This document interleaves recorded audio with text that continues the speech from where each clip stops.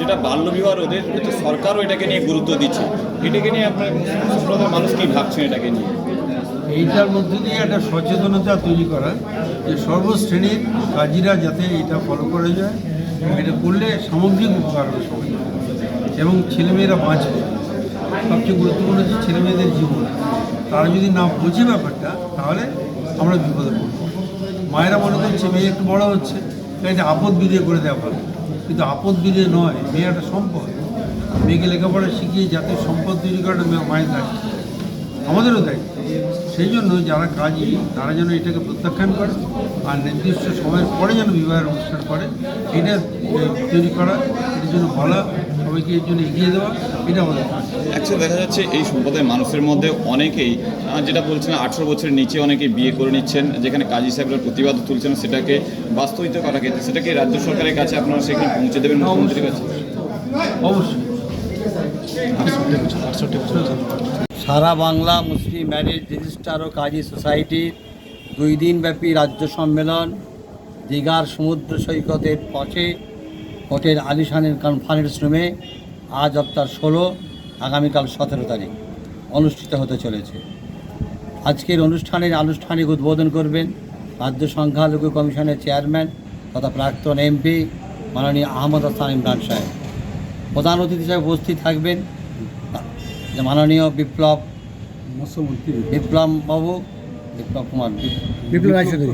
রায়চৌধুরী, মাননীয় বিপ্লব রায়চৌধুরী, মৎস্যমন্ত্রী পশ্চিমবঙ্গ সরকার।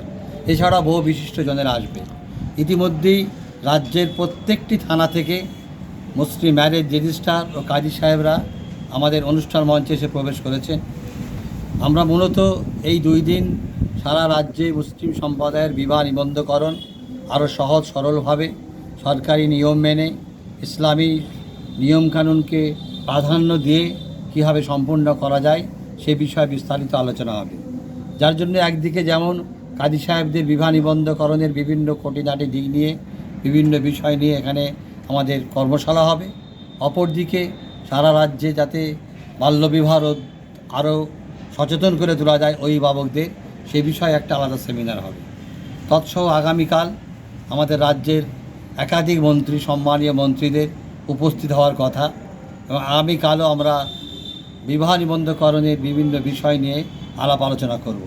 মূলত 2 দিনের সম্মেলনের মূল উদ্দেশ্যই হচ্ছে যে সারা রাজ্যে কাজী সাহেবরা পশ্চিমবঙ্গ সরকারের আইন বিভাগ কর্তৃক নিয়োজিত এবং তারা যাতে সরকারি বিধিবিধানকে প্রাধান্য দিয়ে তার সাথে ইসলামী যে আমাদের নিয়মকানুন যেটা বিবাহ নিবন্ধকরণের ক্ষেত্রে অপরিহার্য, সেটাকে সম্পূর্ণভাবে অব্যাহত রেখে তারা কর্মকাণ্ড শেষ করতে পারে, এটাই আমাদের 2 দিনের বিষয় আলোচনা। টোটাল আমাদের ইতিমধ্যেই প্রায় 300 জন ডেলিগেট এসে উপস্থিত হয়ে গিয়েছে আর বাকি অন্যান্য অতিথিরা আছে এবং এটা প্রত্যেক থানা থেকেই সমস্ত আমাদের এমএমআর ম্যাজিস্ট্রেটরা এসে উপস্থিত হয়েছে।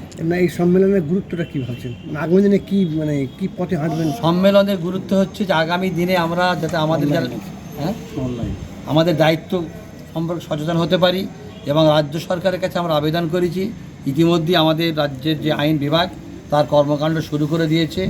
অনলাইনের মাধ্যমে আমরা চাইছি এই বিবাহ নিবন্ধনটা পুরোপুরি চালু করতে।